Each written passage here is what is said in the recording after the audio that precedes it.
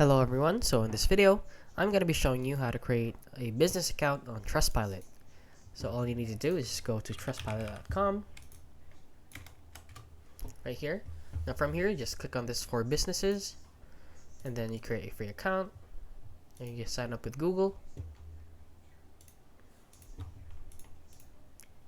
And I'm just logging into my account here.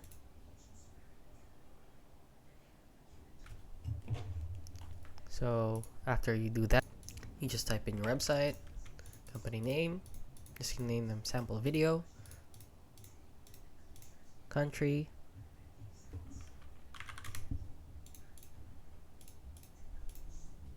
and then you create a free account.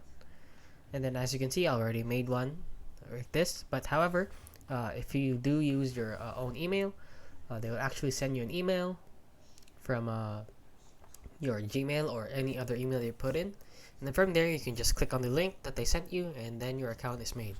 And that is it. That is how you can make an account or a business account on TrustPilot. So if you found this video helpful, please consider liking and subscribing.